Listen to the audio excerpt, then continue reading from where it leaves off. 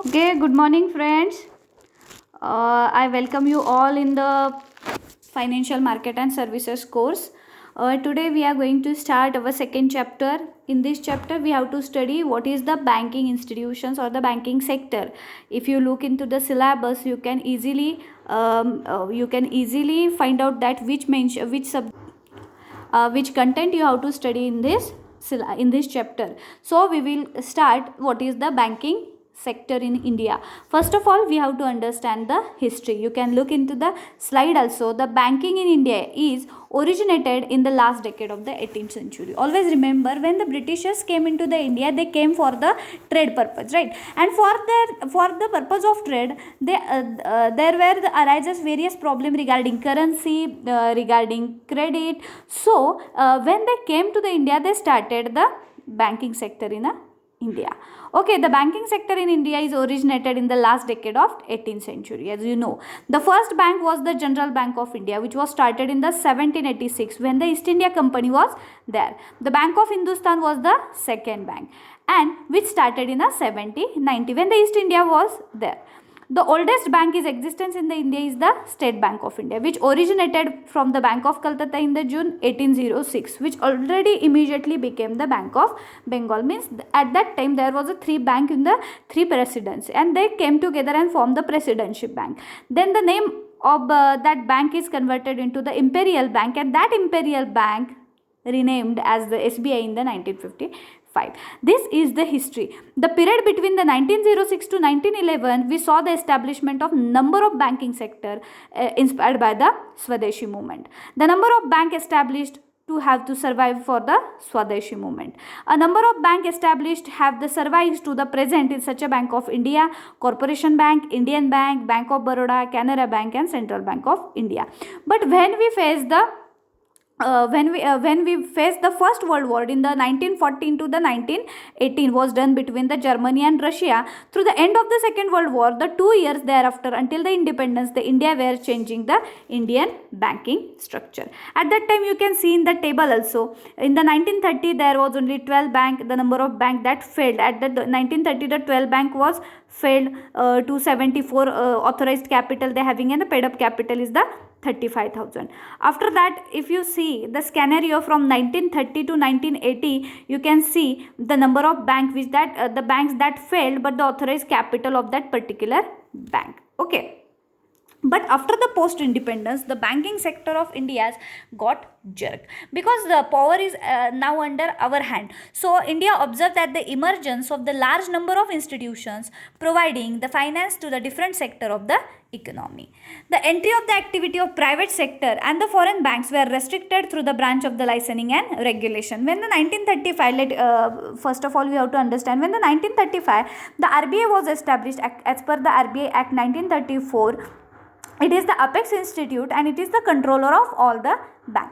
But in the 1949, the nationalization of RBI was done, and after that nationalization, the banking scenario were totally changed because the license policy, the terms and conditions, the code of conduct given by the RBI has been mentioned into the Banking Regulation Act 1949. So after the post, or you can say after the post independence, or you can say the post independent era of the banking sector was totally boost this financial sector in the economy.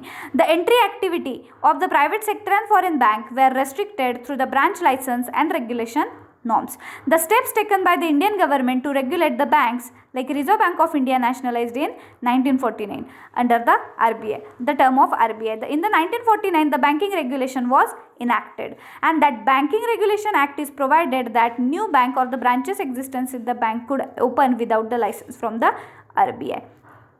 Means 1949ला जो काही banking regulation act झालेला होता तो थोडासा काय होता तर लिबरल होता, आणि त्यामुळं बँक ब्रांच ओपन करण्यासाठी रिझर्व्ह बँक ऑफ इंडियाची परमिशन त्यावेळेस लागत नव्हती आणि त्यामुळं banking sector number of banking स्कॅनेरिओमध्ये स्वतःच्या ब्रांचेस वाढवायला लागलं.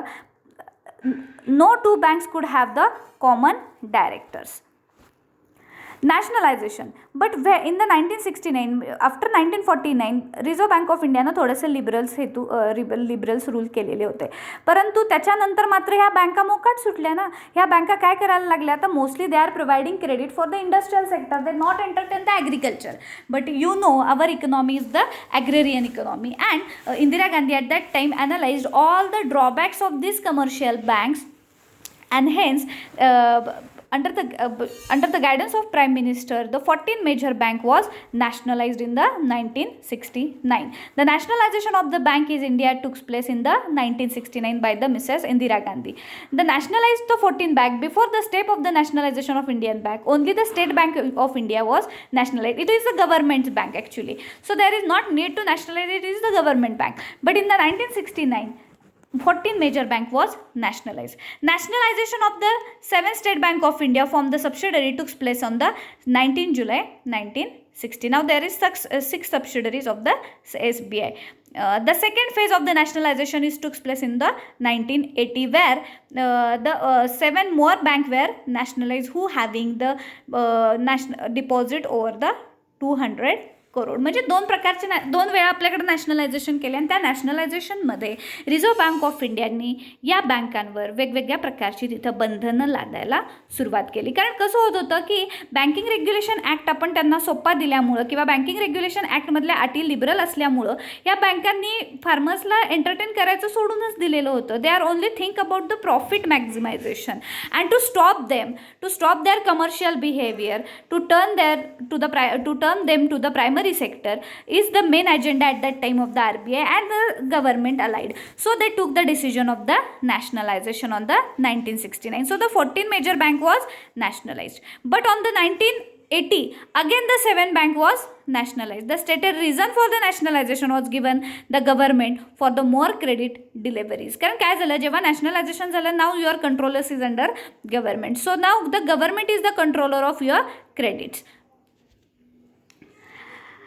Next, the banking scenario, you can say that after the nationalization, the banking sector adopting banking technology. The IT revolution had great impact on the Indian banking system. Introduction of the online banking in India, formation of committee, and the mechanization of the industrial technology in 1984 is provided to use the standardized check for the encoders. The formation of the committee on the computerization of the bank was formed on the 1988.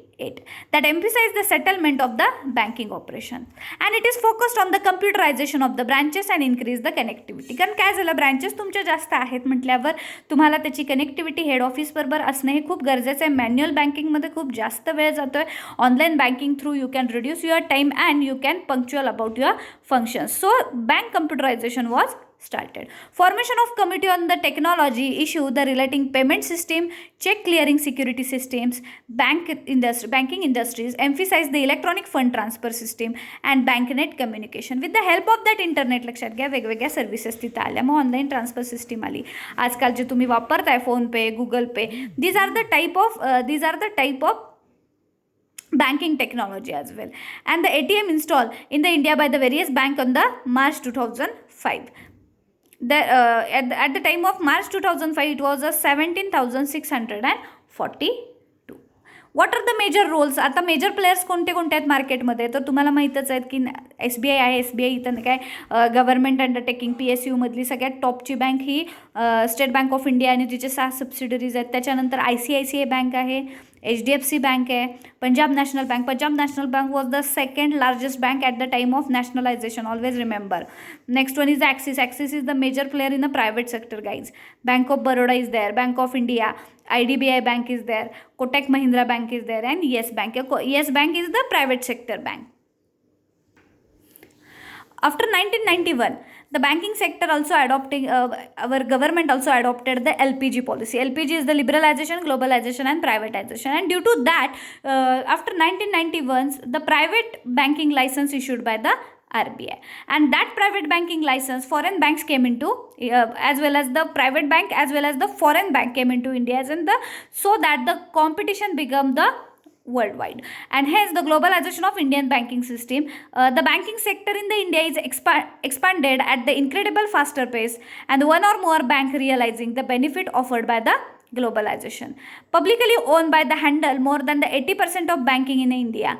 The rest of the hand in the private sector. 80% banks are under the government controls only. And the remaining 20 is as a private players like Axis Bank is there, Yes Bank is there. But apart from that, after 1991, we also facing the competition from foreign banks because the foreign bank license given to them. What is the foreign bank? Foreign bank means those having the head office into the foreign country and working in our, they are working the some banking operation in our country. That nothing but the foreign bank. That foreign bank license policy started issuing by the RBI from 1991. However, the banking in the both government and private is being the revolutionized by the latest phenomenon is called as a globalization. On the overview of the cultural trend, the banking sector in India enabled the client profile of the five prominent players from each of the public, private and foreign segment of the banking sector. Means due to that explanation, you can analyze the Indian banking sector having the great history from the 17th era. 17व्या शतकापासून आपल्याकडे बँकिंगची history आपल्याला बघायला मिळते. At that time East India came into the India and they started the banking sector for their trade purpose. After that, the British power came into existence, so they established the Imperial Bank. And after that, they also suggested the requirement of the central bank, and hence in the 1935 Reserve Bank of India was established under the Hiltonian Commission, which we already studied in the first chapter. But later on, when the Banking Regulation Act was passed on the 1949, always remember, after that the banking sector got a boost. कारण तेव्हा थोडंसं banking सेक्टरला आपण loose ठेवलेलं होतं किंवा ज्याला तुम्ही म्हणता लिबरल ठेवलेलं होतं, आणि त्यामुळे number of branches by the commercial bank are open into the various area, and so the banking sector continuously growing. But in the 1969, Mrs. Indira Gandhi took one decision of the nationalization of that bank to control their private interference and control them by providing the finance to only the industrial or the service sector. To divert them to for the agriculture sector was the main agenda at that time, and hence the 14 major bank was nationalized in the 1969. But after that second phase of nationalization done in a 1980, where the seven banks are again nationalized who having the more paid up capital more than 2,200 crores. Okay, after that when we facing the LPG model, liberalization, globalization, privatization, at that time the competition become worldwide, and due to that competition वाढल्यामुळं काय झालेलं होतं, private banking licence policy असू दे किंवा त्याचबरोबर तुमचं foreign banking licence policy असू दे, reserve Bank of इंडियानं मोठ्या प्रमाणावर तिथे इश्यू करायला सुरुवात केली, आणि त्यामुळं मग आपल्याला ग्लोबलायझेशन जे काही आहे ते इंडियन बँकिंग सेक्टर्सचं बघावं लागलं. मग आता कोणते कोणते फॉरेन प्लेयर्स आत्ता आपल्याला दिसतात, तर त्यामध्ये मग HSBC बँक आहे, सिटी बँक आहे, JP मॉर्गन चेस बँक आहे, Abu Dhabi commercial bank, bank of America, American Express, Ceylon bank, bank of Tokyo, bank of Nova Scotia and Barclay bank PLC. हे जे काही आत्ताचे मेजर प्लेयर्स हे आपण mostly ऐकत असतो.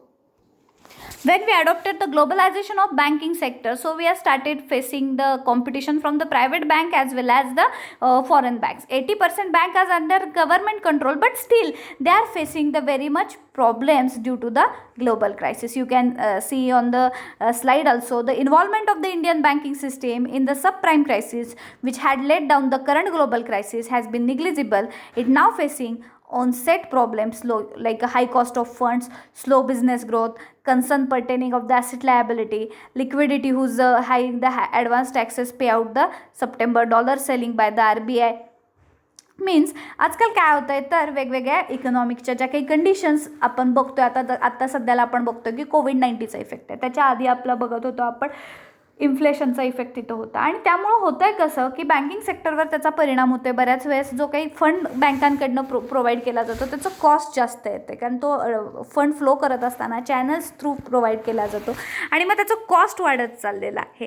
त्याचबरोबर आजकाल सेव्हिंगचा रेट लोकांचा खूप कमी झालेला आहे, कारण इन्फ्लेशन वाढल्यामुळं whatever the income they earn it is spended on the wants. Okay, म्हणजे त्यांच्या गरजांवर ते पैसे खर्च होतात, त्यामुळं सेविंग खूप कमी राहते, आणि सेविंग कमी असलं की नेहमी लक्षात ठेवायचं लोक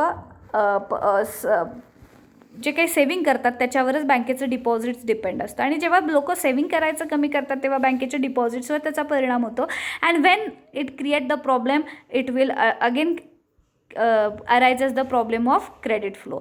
Means such a types of problem, global effect facing by the banking industry. What are the challenge in the front of Indian banking sector? You can see in the slide also the lack of product expertise.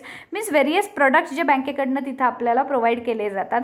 When you compare our product of the public sector bank and the private sector bank, you always go for the private, कारण private तुम्हाला खूप चांगल्या पद्धतीचे food products तिथं देत असतं. त्यामुळे मग public sector undertaking bank तुम्ही प्रिफर करत नाही. मग या बँकांना त्याचा तोटा बसतो की लॅक ऑफ प्रोडक्ट एक्सपर्टाईज आहेत. The traditional focused on the limited range of the product, preliminary for the corporate clients, need for the acquiring the skill retail structure like a finance retail and structural finance. त्याच्यानंतर next lack of distribution expertise. When you are distributing the credit, it should be the proper channelized, or it should be the process should be properly executed. But most of the time the banking faces various problems like reliance on the branch, we can say the reliance on the branch channel or the human intervention, relatively high unit cost of the deliveries in the small transaction size. Next is the limited use of a technology. Our banking sector adopted the IT in their services, but still it having the outdated use. So the limited use of technology, that is also the challenge faced by the Indian banking sector. And last one is the competition in the market, guys, because if you are the financial institution, there are number of NBFCs is there is number of other financial institutes is there, like post office is there, insurance sector is there, financial institutes is there, and the foreign banks is also there. Means you have to face the challenges from all the dimension. Is all about the Indian banking sector. We study in this lecture, we studied about the scenario or historical or the chronological history of the banking sector from 17th century till date. Okay, on the next lecture we are going to study the types of bank in the Indian economy. Thank you so much.